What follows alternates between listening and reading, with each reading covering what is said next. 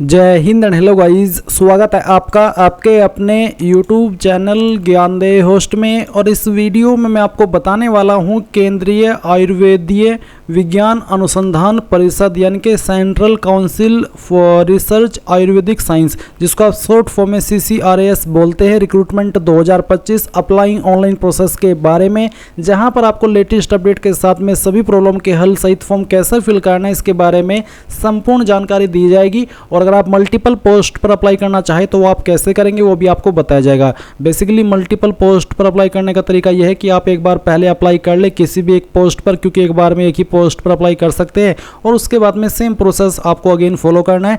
बस आपको new registration नहीं करना है, पुराने इन्फॉर्मेशन से ही यानी कि जो आपने लॉगिन किया है उसी का इस्तेमाल करके आपको दोबारा से नई पोस्ट पर अप्लाई कर लेना है, अगर आप अन्य पोस्ट पर अप्लाई करने के लिए एलिजिबल है। अब चलिए मैं यहाँ पर आपको एक एक करके सभी इन्फॉर्मेशन बहुत ही अच्छे से इस वीडियो के अंदर एक्सप्लेन करने वाला हूं, तो वीडियो को आपको बिना स्किप किए पूरा देखना है। अब चलिए शुरू करते हैं। अगर आपने अभी तक वीडियो को लाइक शेयर नहीं किया हो तो कर देना, और चैनल को सब्सक्राइब करके बेल आइकन ऑन कर लेना। इसके बाद जो लिंक वीडियो के डिस्क्रिप्शन में दिया है, हमारी ऑफिशियल वेबसाइट jobsgyan.in है, इसका लिंक वीडियो के डिस्क्रिप्शन में मिल जाएगा, जैसे कि मैंने अभी आपको बताया। और 394 वैकेंसी आपकी निकाली गई है इस भर्ती के अंदर, और ग्रुप ABC की पोस्ट है। इसमें आपको नीचे की तरफ जानने को मिलेगा कि फॉर्म आप लोग 31 अगस्त 2025 तक भर सकते हैं, फिर कौन सी पोस्ट के लिए कितनी वैकेंसी है और उस पर मैक्सिमम एज लिमिट कितनी है, वो सब जानकारी आप इस टेबल में देख सकते हैं। अब आप यहाँ पर देखेंगे कि कौन सी पोस्ट को किस ग्रुप के अंदर रखा है। ग्रुप A के अंदर सिर्फ ये वाली पोस्ट है रिसर्च ऑफिसर की, ग्रुप B के अंदर आपका assistant research officer, staff nurse assistant, Hindi translator, medical laboratory technologist, ये सभी पोस्ट है। और फिर ग्रुप C के अंदर आपकी ये पोस्ट है जो कि यहाँ पर आपको दी गई है।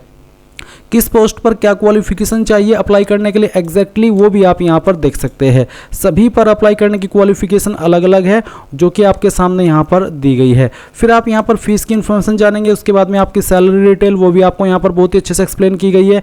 एंड इसके बाद आप ऑफिशियल नोटिफिकेशन PDF के ऊपर क्लिक करके एक बार इस ऑफिशियल नोटिफिकेशन से भी सभी की सभी जानकारी डबल चेक कर लेना, जहाँ पर आपको और डिटेल में जानने को मिलेगा कि कौन सी पोस्ट के लिए कितनी वैकेंसी है, क्या सैलरी मिलेगी, एग्जैक्टली क्या क्वालिफिकेशन चाहिए, उसकी इन्फॉर्मेशन आप यहां पर देख सकते हैं कि आपके सामने बहुत ही अच्छे से और भी डिटेल में नोटिफिकेशन में दी गई है। तो ये सभी इन्फॉर्मेशन चेक करने के बाद अगर आप इसमें एलिजिबल और आपका इंटरेस्ट अप्लाई करने का किसी भी पोस्ट पर, तो आप यहां पर इंपॉर्टेंट लिंक के सेक्शन में आएंगे और अप्लाइंग ऑनलाइन लिंक ओपन करेंगे, आपके सामने वेबसाइट आ जाएगी। अब यहां पर आ जाने के बाद में सबसे पहले आपको इसमें registration of new user for CCRAS vacancies, आप यहां पर न्यू यूजर इसके ऊपर क्लिक करेंगे। देन आपके सामने यहाँ पर कुछ इस तरह से इंस्ट्रक्शंस आएंगे, सभी को चेक करते हुए आप नीचे की तरफ आकर के डिक्लेरेशन के ऊपर टिक करेंगे और कंटिन्यू कर देंगे।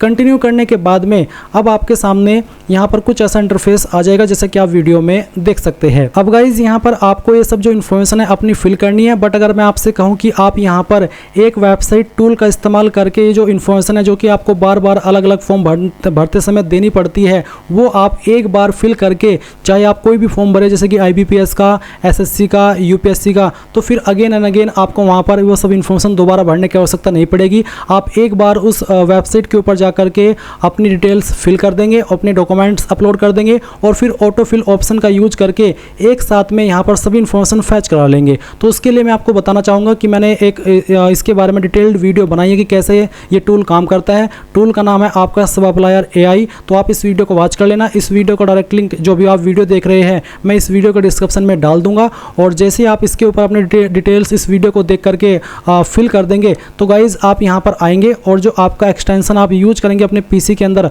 आप उसको लॉगिन करेंगे। लॉगिन करने के बाद में यहां पर आप इस तरह से आपके PC के अंदर या आपके ब्राउज़र के अंदर इसको देखेंगे। अब आपको क्या करना है, आपको सिंपली ऑटो फिल फॉर्म इसके ऊपर क्लिक करना है। इसके ऊपर क्लिक करने के बाद गाइज जो इन्फॉर्मेशन आपने सब अप्लायर AI वेबसाइट के ऊपर फिल की हुई है वो इन्फॉर्मेशन आपकी फैच कर ली जाएगी और यहाँ पर आपकी ऑटोमेटिकली भर दी जाएगी। जैसा कि आप देख सकते हैं यहाँ पर मेरा फुल नेम ऑटोमेटिकली आ चुका है और जो कंफर्म फुल नेम है वो भी यहाँ पर आ चुका है। फिर यहाँ पर फादर नेम आपको अगर आपने वहाँ पर नहीं भरा हुआ है तो आप यहाँ पर खुद से भर दीजिएगा। कुछ चीज़ें यहाँ पर मिस हो जाती है तो आप उन चीज़ों को खुद से भर सकते हैं, बट कुछ चीज़ें ऐसी है जो कि ऑटोमेटिकली आपको बार बार फिल करने की आवश्यकता नहीं पड़ती और वो अपने आप ही यहाँ पर भरी जाती है। अब आपका जो फादर नेम है वो आप यहाँ पर डालेंगे तो ये आपके लिए टूल अच्छी हेल्पफुल रहेगी, इसलिए मैं आपको इस टूल को सजेस्ट कर रहा हूँ। वेबसाइट का नाम है सब अप्लायर, तो आपको इसका लिंक भी वीडियो के डिस्क्रिप्शन में मिल जाएगा। आप इसका इस्तेमाल करके जितनी इन्फॉर्मेशन ऑटो फिल से आप यहाँ पर फिल कर सकते हैं वो करिएगा, क्योंकि ये फ्री है, कोई आपको चार्ज देने की आवश्यकता नहीं पड़ती।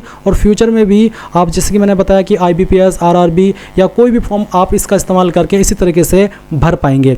इसके बाद गाइज आप यहाँ पर जैसे आपका जो फुल नेम है वो डालें, उसको दोबारा डाल करके वेरीफाई कर दे, और फिर आपका फादर नेम, फिर आपका फादर नेम दोबारा डाल करके वेरीफाई, आपकी माताजी का नाम, एंड देन यहाँ पर आपको मदर नेम भी दोबारा डाल करके वेरीफाई कर देना है। फिर जो आपकी डेट ऑफ बर्थ है वो आप कैलेंडर के ऊपर क्लिक करके सेलेक्ट कर लेंगे। अगर आप इस ऑटो फिल का यूज किया तो ये ऑटोमेटिकली आप देख सकते हैं कि यहाँ पर मेरी DOB आ चुकी है। फिर गाइज आप यहाँ पर नीचे की तरफ आएंगे और कुछ अन्य जानकारी भरेंगे, जैसे कि नेशनलिटी में आप a citizen of India select कर लीजिएगा। फिर जैसे कि आप देख सकते हैं मोबाइल नंबर और ईमेल ID में ईमेल यहाँ पर ऑटोमेटिकली आ चुकी है। पासवर्ड भी यहाँ पर फैच कर लिया गया, बट पासवर्ड आप आपकी चॉइस के अकॉर्डिंग बनाइए और उस पासवर्ड को दोबारा डाल करके वेरीफाई कीजिए। आप यहाँ पर देख सकते हैं कि कैप्चा कोड भी ऑटोमेटिकली फैच होकर के यहाँ पर आ चुका है। कैप्चा कोड भी मुझे फिल करने की आवश्यकता नहीं पड़ी।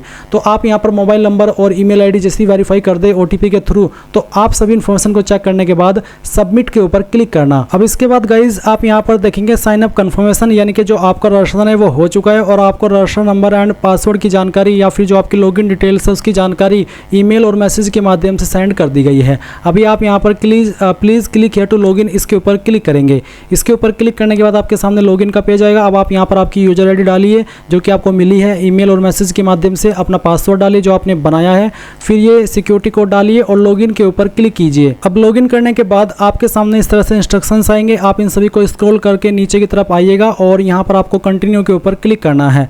कंटिन्यू के ऊपर क्लिक करने के बाद अब आप यहाँ पर कुछ अन्य जानकारी भरेंगे, जैसे कि यहाँ पर आपको आपकी कैटेगरी सेलेक्ट कर लेनी है। जो भी आपकी कास्ट कैटेगरी है वो आप यहाँ पर सेलेक्ट कर लेंगे, जैसे कि जनरल, OBC, SC, ST जो भी है वो ये आप सेलेक्ट कर लीजिएगा। जैसे कि अगर आप OBC सेलेक्ट करते हैं तो कोई अतिरिक्त ऑप्शन नहीं आया, अगर मैं SC सेलेक्ट करता हूँ तो भी कोई ऑप्शन नहीं आया। तो मैंने आपको सभी कैटेगरी सेलेक्ट करके इसलिए दिखा रहा हूँ ताकि आपको सभी जानकारी कैटेगरी वाइज ये समझ में आए। अब यहाँ पर आते हैं, are you a person belonging to EWS, क्या आप इकोनॉमिकली वीकर सेक्शन से बिलोंग करते हैं? अगर हाँ तो यस, नहीं तो आप नो करेंगे। मैरिटल स्टेटस आपका क्या है, मैरिड, सिंगल, विडोड जो भी है वो आप सिलेक्ट कर लेना। उसके बाद में क्या आप विकलांग है और आपकी विकलांगता 40% या उससे ज़्यादा है? अगर हाँ तो यस, नहीं तो आप नो करेंगे। फिर क्या आप एक्स सर्विसमैन है? अगर है तो यस, नहीं तो यहाँ पर भी आपको नो करना है। फिर सवाल पूछा कि क्या आप 1/1/1980 से लेकर के 31/12/1989 के बीच UT of Kashmir and Ladakh इसके निवासी थे? अगर थे तो यस, नहीं तो आपको नो करना है। फिर whether you belong to central government civilian employ, क्या आप सेंट्रल गवर्नमेंट के सिविलियन एम्प्लॉय है? अगर हाँ तो यस, नहीं तो नो कर दीजिए। फिर are you a meritorious sports person, क्या आप एक मेरिटोरियस स्पोर्ट्स पर्सन है? अगर हाँ तो यस, नहीं तो यहाँ पर भी आपको नो करना होगा। अब आती है कॉन्टैक्ट डिटेल। गाइज अब आप आपका जो परमानेंट एड्रेस है वो फिल करेंगे, तो आप यहाँ पर एड्रेस लाइन फर्स्ट 2 डालेंगे। उसके बाद आपकी जो स्टेट है वो सिलेक्ट करेंगे। फिर आपका जो सिटी है वो आप यहाँ पर फिल कर देंगे, जो भी आपका सिटी है वो आपको यहाँ पर डाल देना है। एंड देन जो आपकी डिस्ट्रिक्ट है वो आप यहाँ पर खुद से एंटर करेंगे। सिटी आपकी कुछ भी हो सकती है और डिस्ट्रिक्ट आप यहाँ पर सिलेक्ट कर लेंगे। फिर जो आपका पिन कोड है वो आपको यहाँ पर डाल देना है। इसके बाद है कोरस्पोंडेंस एड्रेस, और सेम लाइन है सेम एज परमानेंट, यानी कि अगर आपका प्रेजेंट एड्रेस और परमानेंट एड्रेस सेम है तो आप इसको टिक कर देना। अगर सेम नहीं है तो अनटिक करके अलग से नीचे अपना प्रेजेंट एड्रेस भर देना, क्योंकि ऊपर आप ऑलरेडी परमानेंट एड्रेस भर चुके हैं। फिर आप सेव एंड कंटिन्यू इसके ऊपर क्लिक करेंगे। अब आपके सामने यहाँ पर क्वालिफिकेशन की जानकारी आएगी। तो सबसे पहले आप यहाँ पर 10वीं की इन्फॉर्मेशन भरेंगे, तो आप यहाँ पर कोर्स नेम और डिसिप्लिन देख सकते हैं। उसके बाद में आपको आपका बोर्ड सिलेक्ट कर लेना है। अगर आपका बोर्ड लिस्ट के अंदर है तो अच्छी बात है, नहीं तो आप यहाँ पर अदर के ऊपर क्लिक करके खुद से अपने बोर्ड का नाम दे सकते हैं। बट अगर आपका बोर्ड लिस्ट के अंदर है तो आप यहाँ से लिस्ट से आपका जो भी बोर्ड है 10वीं का वो बोर्ड सेलेक्ट कर लेना। फिर आप यहाँ पर देखेंगे month and year of passing, किस महीने किस साल के अंदर आपने क्वालिफिकेशन पास की है वो भी आपको यहाँ पर सेलेक्ट कर लेना है। जैसे कि चलिए मैं यहाँ पर ये सेलेक्ट कर लेता हूँ इस तरह से, और फिर आपको यहाँ पर इसको डन कर देना है। अब आप बताएंगे कि नंबर आपके किसके अंदर थे, CGPA, अगर CGPA तो आप आपकी CGPA लिख देंगे, अगर परसेंटेज तो परसेंटेज सेलेक्ट करेंगे और जो भी आपकी परसेंटेज थी वो आप यहाँ पर फिल करेंगे। और उसके बाद नीचे की तरफ आएंगे और सेव एंड कंटिन्यू इसके ऊपर क्लिक करेंगे। सेव एंड कंटिन्यू के ऊपर क्लिक करने के बाद यहाँ पर गाइज मेरे से 10वीं के अलावा कोई और इन्फॉर्मेशन नहीं मांगी है। मैं अगेन यहाँ पर एजुकेशनल क्वालिफिकेशन के सेक्शन पर क्लिक करके देखता हूँ कि क्या मैं यहाँ पर कोई एक्स्ट्रा इन्फॉर्मेशन भी भर पा रहा हूँ। तो मेरे सामने यहाँ पर 10वीं के अलावा कोई और क्वालिफिकेशन जानकारी फिल करने के ऑप्शन नहीं आ रहे, तो इसका मतलब ये हो जाता है कि 10वीं की इन्फॉर्मेशन यहाँ पर आपको देनी है। उसके बाद आप यहाँ पर अपलोड फोटो इस सेक्शन के ऊपर आएंगे। तो यहाँ पर गाइज आप आपका फोटो और जो सिग्नेचर अपलोड करेंगे उसका जो सैंपल आप देख लीजिए, सैंपल ऑफ फ्यू रिजेक्टेबल फोटोज, आप इसके ऊपर क्लिक कीजिए और जान लीजिए कि किस तरह का फोटो एक्सेप्ट होगा और किस तरह का रिजेक्ट होगा। जो नीचे की तरफ फोटो इस तरह का एक्सेप्ट होगा, बाकी ऊपर के आपके जो यहाँ पर डेमो दिए हैं ये फोटो आपके रिजेक्ट कर दिए जाएंगे, इसलिए आपको सही फोटो ही अपलोड करना है। और यहाँ पर आप आएंगे तो आपको देखने को मिलेगा कि आपका फोटो का पिक्सल कितना होना चाहिए, साइज फोटो का 50 से 100 KB के बीच में रहना चाहिए। यहाँ पर बोले size of scan photograph file should be, photo का साइज माफ़ी चाहता हूँ 20 से 100 KB के बीच में रखा है। और जो आपके स्कैंड इमेज है, जैसे कि यहाँ पर बोला ensure that the size of the scanned image is not more than 50 KB, if the file of size more than 100 KB तो वो अपलोड नहीं हो पाएगा, तो यानी कि इशू आएगा। तो कहने का मतलब है आपको यहाँ पर जो पॉइंट्स दिए गए हैं वो ध्यान में रखनी है। फोटो का बैकग्राउंड भी आपको वाइट रखना है। अब आप चूज फोटो इसके ऊपर क्लिक करिए। फिर इसके ऊपर क्लिक करने के बाद जो भी आपकी फाइल है फोटो की वो आपको सेलेक्ट कर लेनी है। तो चलिए मैं यहाँ पर डेमो के लिए इस फॉर्म को भर रहा हूँ, तो मैं एक फ़ाइल सेलेक्ट कर लेता हूँ और फिर आपको यहाँ पर इसको अपलोड करके दिखाता हूँ। मैं इस फाइल को सेलेक्ट करता हूँ, ओपन करता हूँ, आपकी फ़ाइल का नाम आ जाएगा। आप अपलोड के ऊपर क्लिक करना और अपलोड के ऊपर क्लिक करने के बाद आप देखेंगे कि आपका फ़ोटो यहाँ पर आ चुका है। फिर आप यहाँ पर नीचे की तरफ आएंगे और सेव एंड कंटिन्यू इसके ऊपर क्लिक कर देंगे। इसके ऊपर क्लिक करने के बाद आप आपका सिग्नेचर अपलोड करेंगे। सिग्नेचर का साइज़ कितना होना चाहिए वो भी आप यहाँ पर चेक कर सकते हैं। तो आपको अगेन चूज सिग्नेचर इसके ऊपर क्लिक करना है और जहाँ पर आपकी सिग्नेचर की फाइल है वो आप सिलेक्ट करेंगे, ओपन करेंगे, अपलोड के ऊपर क्लिक करेंगे तो आपका सिग्नेचर भी यहाँ पर अपलोड हो जाएगा। आपको साइज और पिक्सल दोनों चीज़ यहाँ पर बताइए, इसलिए ध्यान में रखते हुए इन चीज़ों को आपको सिग्नेचर करना होगा और ब्लैंक इंक पेन के द्वारा आपको करना है व्हाइट पेपर पर। अब आप सेव एंड कंटिन्यू इसके ऊपर क्लिक कर देंगे। फिर यहाँ पर आती है कैटेगरी सर्टिफिकेट। तो आपका जो कैटेगरी सर्टिफिकेट अगर आप SC ST OBC है तो आप अपलोड करेंगे। साइज़ कितना होना चाहिए उसके बारे में आपको यहाँ पर बोला है। फॉर्मेट इनमें से कोई भी चल जाएगा, चाहे JPG हो, PNG हो या PDF हो। तो अपलोड के ऊपर क्लिक करना, चूज फाइल के ऊपर क्लिक करना और जहाँ पर भी आपका कैटेगरी सर्टिफिकेट है वो आपको सिलेक्ट कर लेना है, ओपन करना है, फिर यहाँ पर टिक करना है, अपलोड के ऊपर क्लिक करना है और आपकी फ़ाइल यहाँ पर अपलोड हो जाएगी। आपकी फ़ाइल नेम के अंदर कुछ इस तरह के स्पेशल कैरेक्टर नहीं होना चाहिए, नहीं तो अपलोड नहीं हो पाएगी। जैसे ही आप यहाँ पर आपका कैटेगरी सर्टिफिकेट अपलोड करते तो आप उसको देखेंगे और आप इसके ऊपर क्लिक करके इसको व्यू भी कर सकते हैं। फिर आप मैट्रिकुलेशन सर्टिफिकेट यानी कि 10th का सर्टिफिकेट अपलोड करेंगे। तो अगेन सेम वे में आप 10वीं का जो भी सर्टिफिकेट है उसको सिलेक्ट करेंगे। मैं इस फॉर्म को डेमो के लिए भरा हूँ तो मैंने यहाँ पर रैंडम फाइल ही सेलेक्ट की है। अब मैं इसको अपलोड करता हूँ। अपलोड करने के बाद ये फाइल यहाँ पर आ चुकी है। अब आप सेव एंड कंटिन्यू इसके ऊपर क्लिक कर देंगे। इसके ऊपर क्लिक करने के बाद गाइज आपके सामने आपके फॉर्म का प्रीव्यू आ चुका है। जो भी जानकारी आपने शुरू से लेकर अभी तक भरी है वो सभी आप यहाँ पर चेक कर सकेंगे। तो जब आपको लगे कि सभी जानकारी सही है तो ही आप यहाँ पर नीचे की तरफ आएंगे, इसके ऊपर टिक करेंगे और सेव एंड कंटिन्यू इसके ऊपर क्लिक कर देंगे। इसके ऊपर क्लिक करने के बाद आपका जो फॉर्म है वो सबमिट होगा। बट गाइज आपको यहाँ पर जो आपके डॉक्यूमेंट है वो डॉक्यूमेंट वेरीफाई करने होंगे। वेरीफाई डॉक्यूमेंट के ऊपर क्लिक करके जब तक आप इसके ऊपर क्लिक नहीं करेंगे तब तक आप यहाँ पर सेव एंड कंटिन्यू नहीं कर पाएंगे। अब मैंने यहाँ पर सेव एंड कंटिन्यू किया तो मेरे सामने आ रहा है please verify the uploaded document before submitting the form. तो चलिए हम यहाँ पर इनको वेरीफाई कर चुके हैं। अब मैं सेव एंड कंटिन्यू कर देता हूँ। अब इसके बाद आप देखेंगे डिक्लेरेशन, आप इसके ऊपर टिक करना और सबमिट कर देना। सबमिट करने के बाद आप यहाँ पर देख सकते हैं ग्रुप। तो अब आपको किस ग्रुप पर अप्लाई करना है वो ग्रुप सेलेक्ट कर लीजिए। वो ग्रुप सेलेक्ट करने के बाद आप यहाँ पर उस ग्रुप में कौन सी पोस्ट पर अप्लाई करना चाहते हैं उसको आपको सेलेक्ट करना होगा। तो चलिए हम यहाँ पर एक पोस्ट सेलेक्ट कर लेते हैं। ये मैंने सेलेक्ट कर ली। अब मैं सेव एंड कंटिन्यू इसके ऊपर क्लिक कर देता हूँ। इसके ऊपर क्लिक करने के बाद यहाँ पर गाइज उस पोस्ट की जो स्पेसिफिक क्वालिफिकेशन है वो आपको यहाँ पर देनी है। जैसे कि यहाँ पर पोस्ट तो मैंने सेलेक्ट कर लिया। उसके बाद सवाल आता है do you have a degree from a recognised university. तो मैं यहाँ पर यस कर देता हूँ कि हाँ मेरे पास है, क्योंकि तभी आप इस पर अप्लाई करने के लिए एलिजिबल हो पाएंगे। और मैं आपको अगेन बता दूँ कि जो भी पोस्ट आप सेलेक्ट किए हैं उस पर अप्लाई करने के लिए जो जरूरी क्वालिफिकेशन है उसी के सवाल यहाँ पर आपसे पूछ जाएंगे। अब यहाँ पर सिलेक्ट डिग्री सर्टिफिकेट टाइप किस तरह का है, प्रोविजनल है या ओरिजिनल है, जो भी है वो आप सेलेक्ट कर लीजिएगा। ईयर ऑफ पासिंग कब आपने इसको पास कर लिया था वो साल आप यहाँ पर सेलेक्ट कर लेंगे। फिर आपको यहाँ पर इसमें बताना है name of recognised university institute, तो कहाँ से आपने की है। तो इनमें से जो भी आपकी यूनिवर्सिटी है वो आपको सेलेक्ट कर लेनी है। अगर इनमें नहीं है तो अदर के ऊपर क्लिक करके खुद से अपनी यूनिवर्सिटी का नाम एंटर कर दे, और अगर इसी में है तो आप यहीं से अपनी जो भी यूनिवर्सिटी है उसको सिलेक्ट कर लीजिएगा।